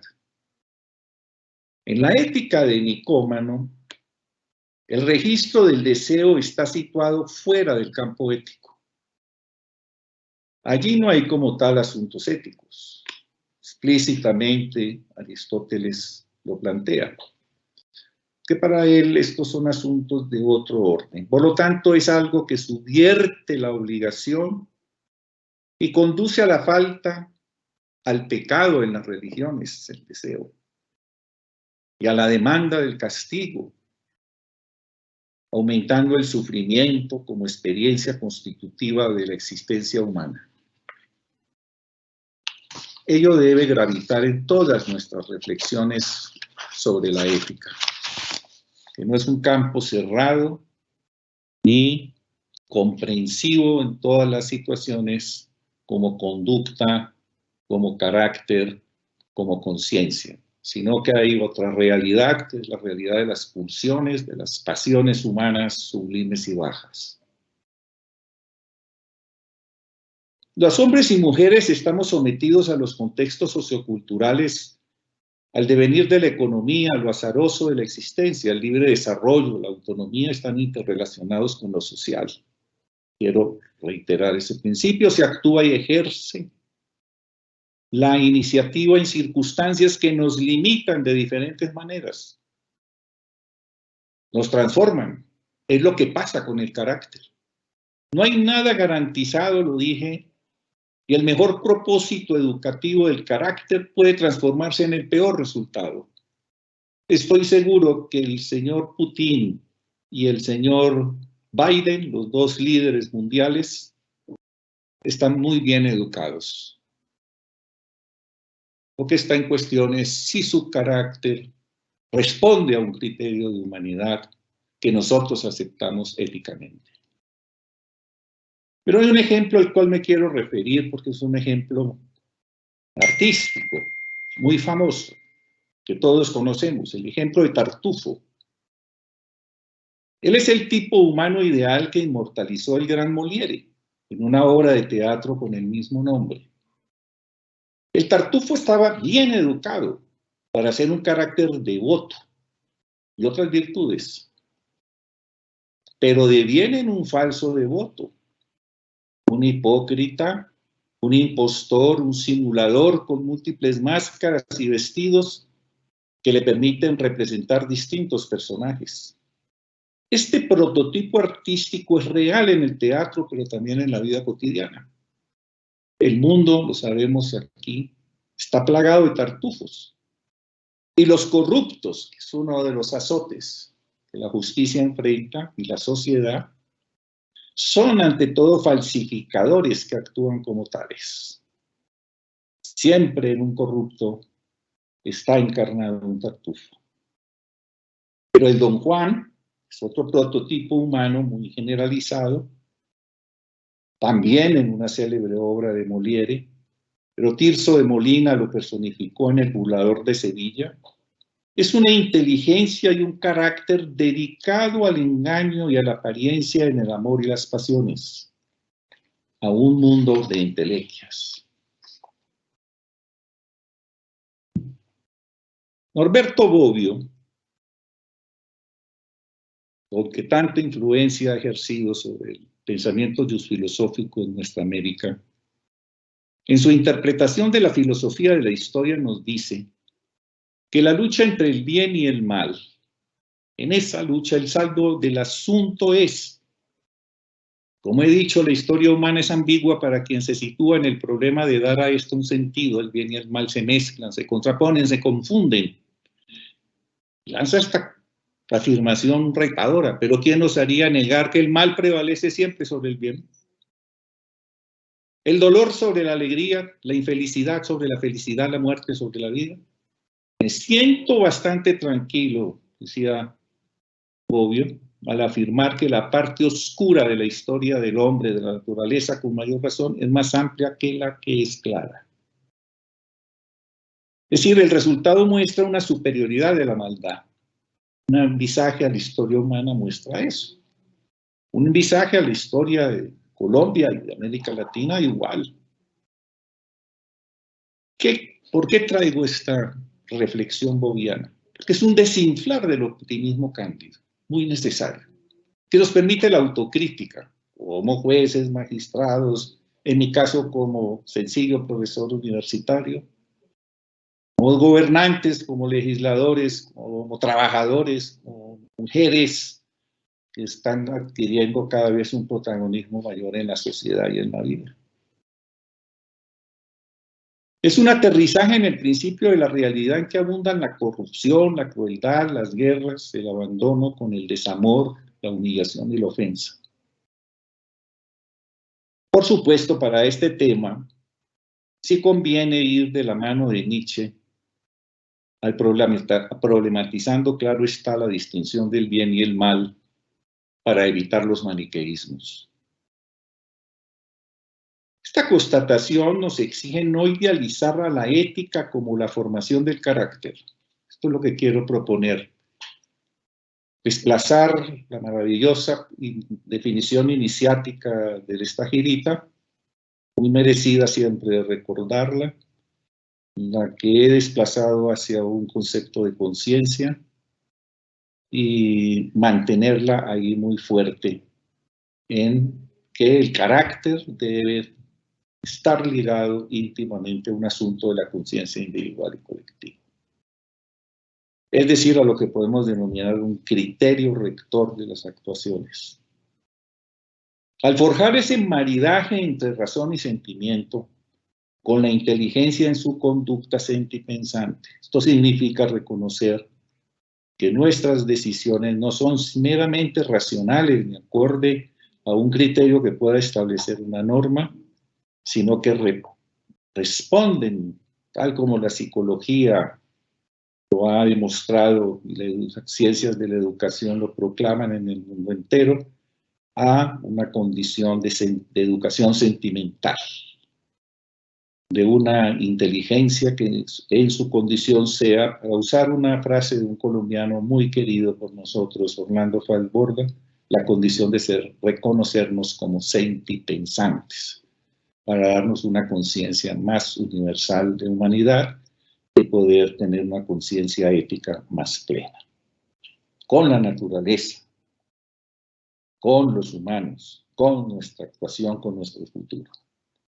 La sociedad humana y los abogados, nosotros como litigantes, repito, educadores, jueces, gobernantes y legisladores, empleados públicos y privados, tenemos un principio y al final exhibir y practicar la conciencia que descansa en la dignidad humana, una ética de convicciones y de resultados, para tratar de articular la famosa dicotomía de Max Weber. Los humanos somos fines y no medios. Estoy citando una frase categórica a través de dos fragmentos de Kant para terminar. Siempre Kant, porque él va a definir la categoría de la dignidad humana como la categoría fundamental de la ética. Él prefiere erigir el concepto de dignidad humana, como lo sabemos.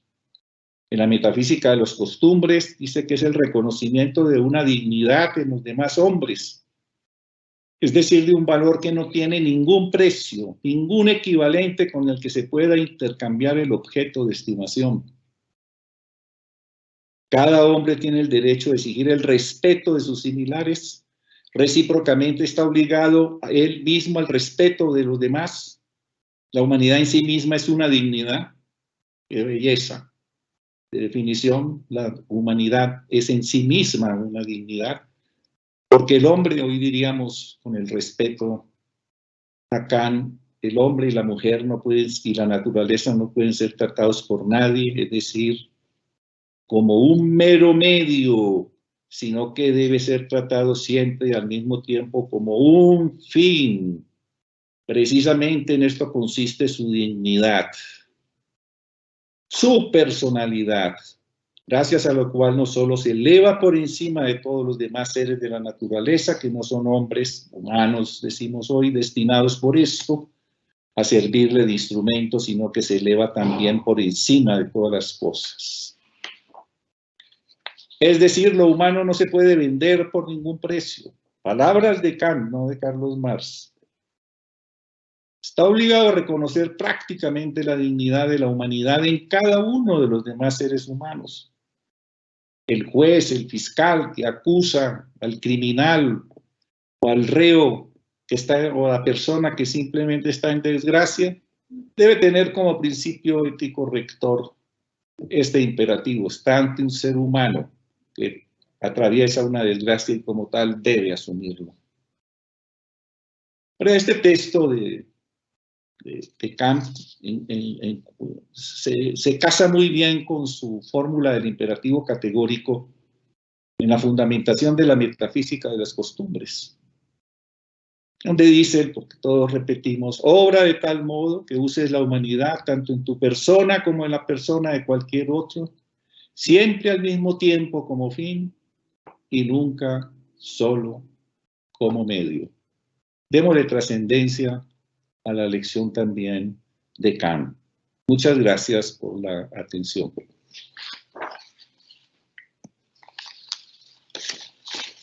Profesor Ricardo, no, todo lo contrario. Creo que para nosotros, para la escuela, siempre es muy nutritivo escucharlo y recordar que en última la lucha por la justicia se resuelve siempre en términos filosóficos. No porque la filosofía sea más eminente, sino porque solo en clases de filosofía es donde nos preguntamos qué es la libertad, qué es la justicia, qué es la bondad.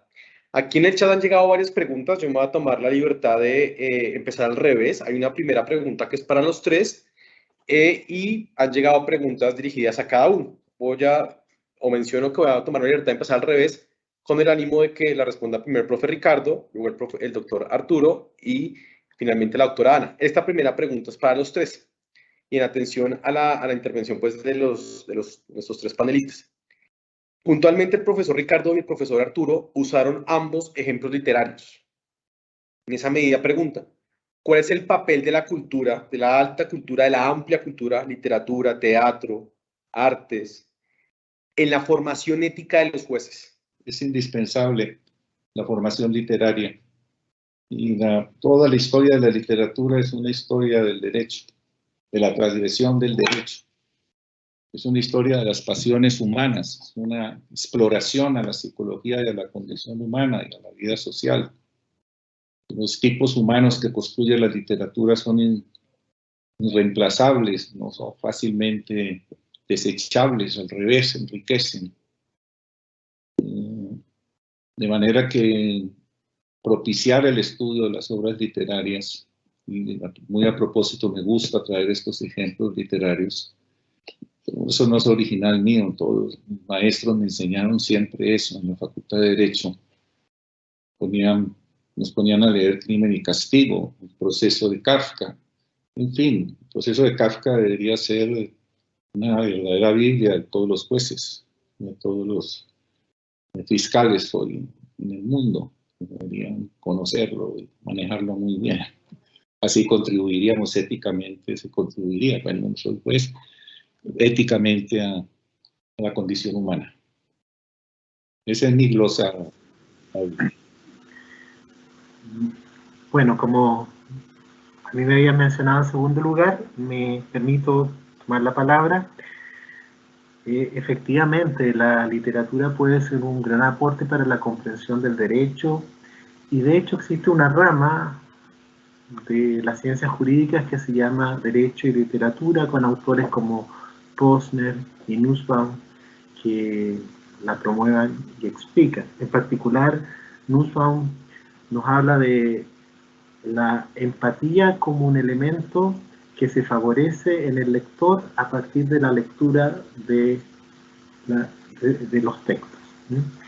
En el caso de Chile hay un ejemplo muy interesante que es una obra de Pedro Prado, que acaba de cumplir 100 años la obra, que se llama Un juez rural y que explora a partir de la experiencia de Esteban Sologuren, un arquitecto, no un abogado, un arquitecto que asume como juez de subdelegación, es decir, un juez lego, explora el mundo de las virtudes judiciales. Finalmente él termina de alguna manera desanimado con el mundo del derecho y renuncia ante la constatación de las dificultades que importa administrar justicia. Agregaría que también se pueden establecer puentes no solamente entre derecho y literatura, sino que también entre cine y derecho, por ejemplo. El cine también es una puerta que abre muchas ventanas, e incluso me atrevería a decir que otras manifestaciones de las artes visuales también nos podrían ayudar a comprender mejor el derecho. Muy bien. Totalmente de acuerdo con mis compañeros. Pienso que el rol de la literatura es fundamental porque los orígenes de la ética nos dicen desde una perspectiva que sí es compleja, pero a su vez totalmente diluible, que realmente la conducta ética está apegada a lo correcto, a lo bueno, al bien, y que es aquella que nos va a llevar a la felicidad. Entonces, día con día, un juez es feliz en la medida en que sus fallos son consistentes con sus convicciones y responden a esa independencia, la decisión que es tomada de cara a los principios de la sana crítica, de la lógica y la experiencia, y la articulación de esa interpretación que hace el juez de la norma de cara a los hechos probados dentro del proceso, lo que hacen que al final se emita una sentencia, una decisión en una causa totalmente apartado del rol de partes y solamente imbuido de los principios y valores que le deben orientar en esa labor que va a hacer que se cumpla a plenitud el principio de independencia dentro de sus tres vertientes: la independencia externa, la independencia funcional y la independencia del juez respecto de sus prejuicios y sus propias ideas del deber ser, para que entonces sea aplicado el derecho en su justa dimensión y se produzca la realización de la justicia en el caso concreto. Pero además, concebida la cultura, y respecto a lo que mis compañeros han sostenido, concebida la cultura como ese conjunto de conocimientos, ideas, tradiciones y costumbres que caracterizan a un pueblo, para mí entonces es relevante cómo ese juez asume los principios éticos. Los principios éticos que son universales y que a la hora de ser aplicados por el juez van a guardar relación con esa realidad cultural del entorno donde le toca aplicar la norma. Entonces, para mí es consustancial con la conducta ética ese vivir en un medio cultural que va a nutrir esos principios éticos dentro de las particularidades de ese pueblo. Entonces, lo que va a ser éticamente correcto en el campo puede que no sea éticamente correcto en la ciudad. Y así nos vamos de país en país. Entonces, cuando nosotros nutrimos la ética con la cultura, nosotros nos damos cuenta de que la ética tiene que responder a ese sentido flexible y amplio que no va a tener el tipo penal, por ejemplo, o el tipo civil o el tipo disciplinario. De allí que las normas éticas tienen esa flexibilidad en cuanto a su contenido que nos va a tocar acomodar de lugar en lugar. Entonces, para la formación ética vamos a necesitar relacionarnos, vincularnos a ese entorno cultural donde se está prestando la formación. Gracias. Doctores, muchas gracias. Ahora les transmito las preguntas que han surgido aquí en el chat para doctora Ana. ¿Cuáles serían las diferencias entre las normas éticas iberoamericanas y las normas éticas de cada estado interno, por ejemplo, Panamá, respecto a los comportamientos del funcionario judicial? Esta suerte de distancia que hay entre la norma y la realidad. Efectivamente. Gracias. Yo siento que las diferencias que vamos a encontrar entre el Código Modelo Iberoamericano de Ética Judicial va a singularizarse o particularizarse en el país de cara a ya no el concepto general del principio, sino a las distintas conductas que vamos asociando a cada uno de esos principios. Nosotros nos encontramos que si bien parten de las mismas ideas generales, se particulariza mucho en cuanto a las conductas que van a demostrar que efectivamente se está cumpliendo el principio ético o que el funcionario judicial se está alejando de ese compromiso o de ese llamado preventivo que hacen los códigos de ética judicial. Luego, también en el órgano de control. Recordemos que bajo el principio de autorregulación de las administraciones públicas, a cada entidad que tiene su código de ética le toca decir cuál es la fórmula que va a utilizar para exigir el cumplimiento. Entonces, por ejemplo, en el caso de Panamá, nosotros contamos con la comisión ética. Esta comisión está integrada por notables, en su mayoría abogados jubilados que forman parte de la academia o de la judicatura, pero ya pues que han superado su momento de ejercicio de la actividad, no solamente jubilados, sino separados del servicio, y se exige que sean separados del servicio en el caso de los profesores que ya no estén ejerciendo la docencia, en el caso de los abogados que ya no estén en el ejercicio de la profesión y en el de los jueces que tampoco lo estén. Entonces la comisión ética se integraría por o de acuerdo con ternas. Estas ternas van a generar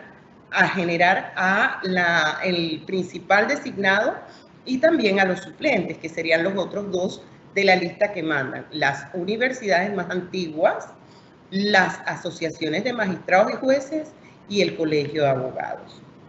Entonces, esta comisión ética tiene esa función particular de emitir dictámenes éticos, pero también propiciar a través de las escuelas, en este caso la Escuela Judicial de Panamá, es la que recibe las solicitudes de la Comisión Ética Panameña y dirige la formación para el fortalecimiento en el conocimiento y la práctica de estos principios éticos. Para la divulgación, también es una comisión que tiene entre sus funciones la premiación al mérito judicial. Entonces, eso es lo que más o menos pasa en todos nuestros países, pero luego también tenemos que ver con la sanción. Hay una diferencia muy marcada entre los países que entremezclan las conductas éticas y las disciplinarias, que entonces van a generar sanciones disciplinarias o no. En Panamá el tema está clara y diametralmente separado. El proceso ético solo genera un dictamen que va a propiciar ese reproche y ese dolor moral en la persona del destinatario que tiene un dictamen ético en su contra. Y de otra parte, el proceso disciplinario es aquel en el que tenemos un tipo cerrado, una clasificación de faltas, una autoridad disciplinaria u órgano de control disciplinario con funciones separadas al investigador y al tribunal de segunda instancia. Antes todo eso estaba mezclado y le correspondía tanto lo ético como lo disciplinario al superior jerárquico. Ya lo tenemos separado, como he dicho, y entonces el impacto de la decisión disciplinaria sí tiene mucho que ver con el expedientado, que es una persona que entonces va a tener la sanción marcada como un antecedente disciplinario en su expediente. Esa sería la diferencia en nuestro país y más o menos en la región de lugar en lugar. Gracias. Doctora, muchas gracias. Al doctor Arturo le pregunta, la leo literalmente. En este escenario de génesis y formación de las instituciones éticas, tanto en la región iberoamericana como en cada uno de nuestros países, ¿qué pasos se vislumbran en el futuro próximo? ¿Existe un límite deseable en el que va a detenerse la relación entre ética y derecho? Como planteaba en la exposición, normalmente hay una contraposición que se destaca entre la ética y el derecho, en el sentido que el derecho se indica, tiene una visión retrospectiva, en cuanto que mira las conductas pasadas para vincularlas a determinadas personas, establecer responsabilidades y sanciones. Eso es lo propio de la corrección judicial en los ámbitos penal y disciplinario. En cambio, lo ético más bien tiene una visión prospectiva, en el sentido que busca promover un modelo de formación de excelencia al cual se aspira. Y en ese sentido se buscan desarrollar conductas que por un lado se traduzcan en hábitos y que por otro lado tengan este telos o esta finalidad del bien, del buen actuar, ¿ya? Entonces hay una diferencia entre el derecho y lo ético, sin perjuicio que, como planteaba la doctora Anacita, a veces podrían haber espacios de discusión entre lo disciplinario y lo ético. En cuanto al futuro, creo que se están desarrollando de alguna manera esfuerzos paralelos en diferentes países en orden a promover el Código Modelo Iberoamericano de Ética Judicial y a su vez tratar de adecuar las legislaciones internas a estos códigos. Hay algunas discusiones porque a veces estas adecuaciones son hechas por los propios poderes judiciales, por las Cortes Supremas, y a veces se plantea que esto debería traducirse en una norma, y bueno, ese es un proceso que está en algún grado de desarrollo, hay alguna discusión sobre ese tema. Pero me parece a mí que es muy relevante que hoy día tenemos un cuerpo de diferentes instrumentos que viene a orientar la conducta de jueces y juezas sobre qué es lo que es el buen hacer en la actividad judicial. Y eso, como les digo, se traduce, por un lado, en la difusión de los códigos, en la adecuación de las normativas internas, en actividades de difusión. Por ejemplo, hay un programa bien interesante que está desarrollando el Centro de Estudio de la Justicia para las Américas, en colaboración con las distintas escuelas y academias judiciales de la región, en orden a determinar necesidades de capacitación y formar de alguna manera un currículo modelo de formación judicial. Y en ese currículo modelo, yo creo que un punto importante tendría que ser el tema de la ética, porque quiero advertirles que en algún momento se discutió si la ética tenía que ser un ramo autónomo dentro de la carrera de Derecho. Por lo menos en Chile esa discusión se planteó. Algunos sugerían que más bien se tenía que estar su estudio asociado a cada uno de los ramos particulares que integran la dogmática, o sea, la malla curricular de una facultad. Hoy día hay una claridad en cuanto a que es importante la autonomía de la ética judicial como un ramo relevante y transversal, y yo creo que en este proyecto que se está desarrollando por el CEJA probablemente se van a ver algunas sugerencias, se van a advertir algunas sugerencias a futuro.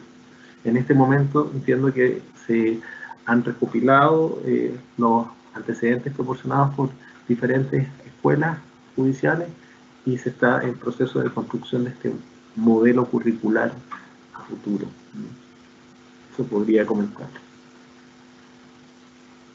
Doctor Arturo, muchas gracias. Un privilegio escucharlo para la Escuela Judicial aquí en Bogotá y en Colombia. Un privilegio en serio haber podido contar con su participación. Transmito la pregunta que le hacen al profesor doctor Ricardo Sánchez, pues, la leo literal. Desde una perspectiva filosófica, en relación con la formación del carácter, la ética es una reflexión viva, ontológica y situada geopolíticamente.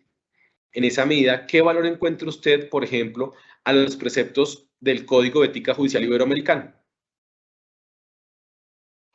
Bueno, inicialmente quiero referirme al tema anterior para lo siguiente.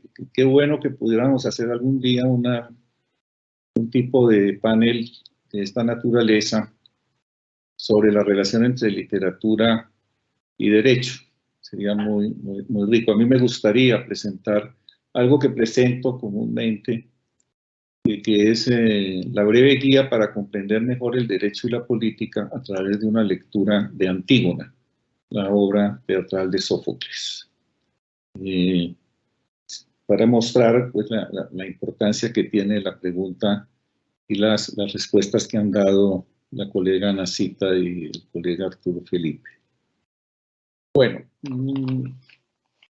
yo no soy un experto en los códigos de ética y entonces voy a confesarme.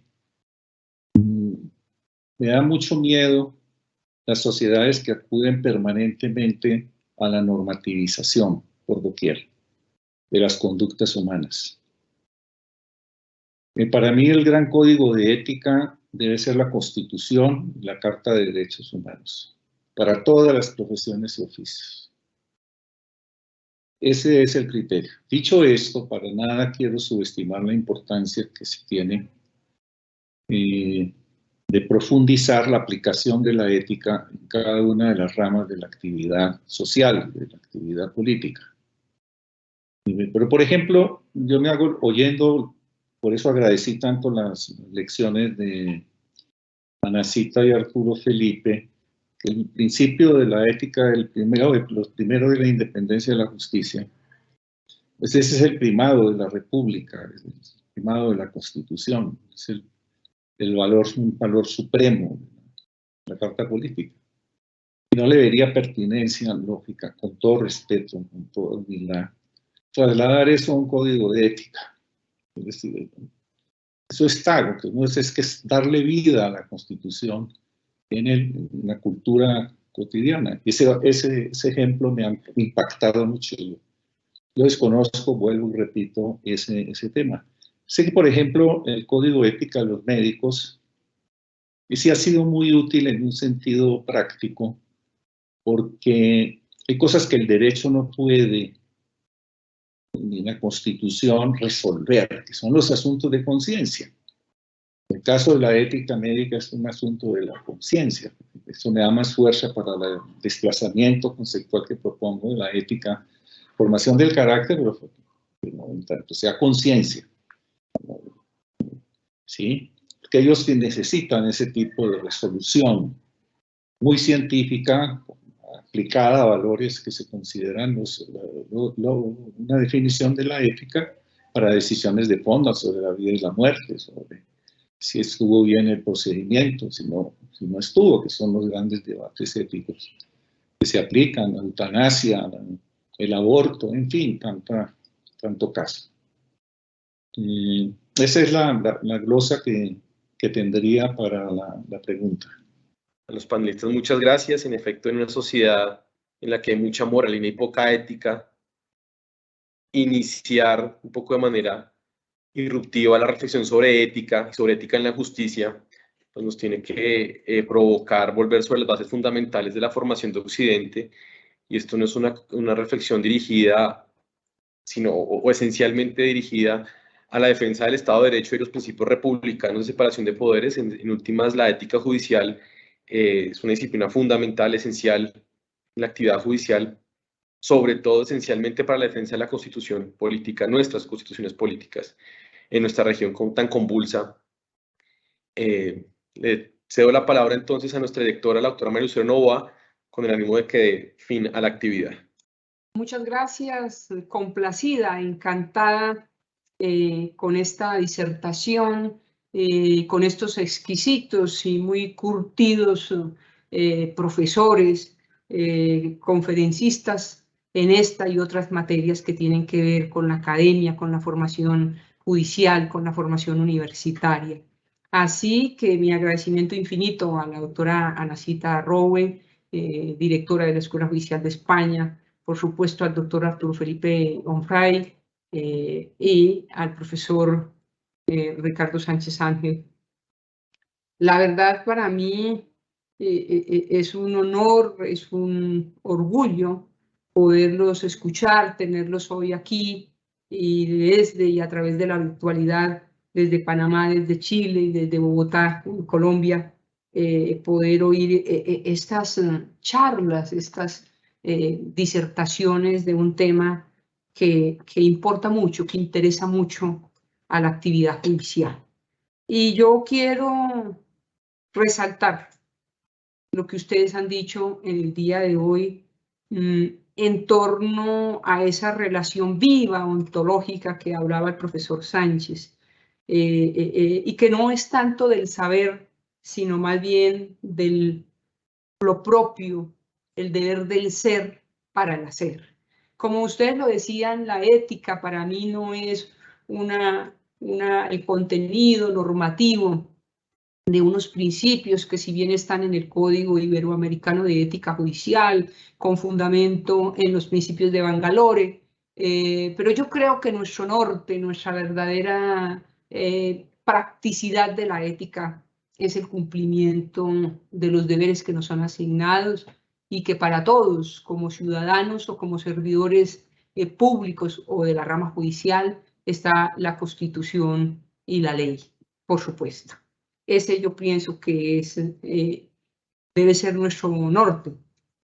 Pero rescato también una frase bellísima del profesor Sánchez que habla sobre la importancia de la ética judicial y tal vez de menos teorización y más practicidad. A mí me parece muy importante que esto de la ética debe ser de convicciones y de resultados. Y a eso me refiero cuando hablo de menos teorización y más practicidad.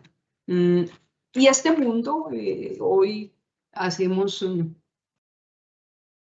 efectiva esa solicitud del profesor Sánchez de mirar esa relación de la literatura con la actividad judicial.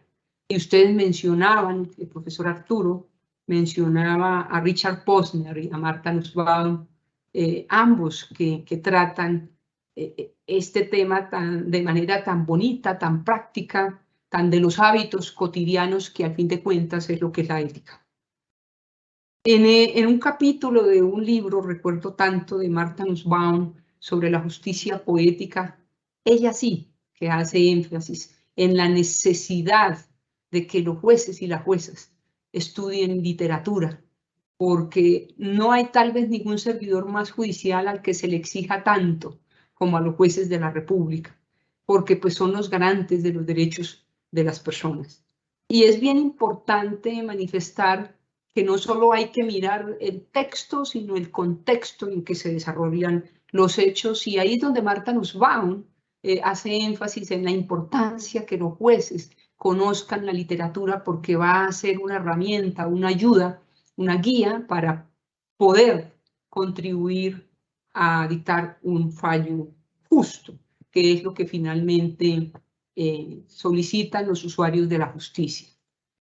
Unos fallos justos, probos y oportunos. Y ahí, por supuesto, está involucrado este tema de los hábitos de la educación del carácter, que se forman día a día. Agradecimiento especial a todas las personas que nos han seguido de manera virtual en este conversatorio y haremos una tercera parte sobre esa solicitud con la que estamos de acuerdo del profesor Sánchez, de la relación entre la ética, el arte y, por supuesto, el derecho, junto con ese gran desarrollo de lo que es la actividad judicial para la convivencia pacífica y para la garantía del Estado social de Derecho. Muchas gracias. Feliz tarde para todos y para todas.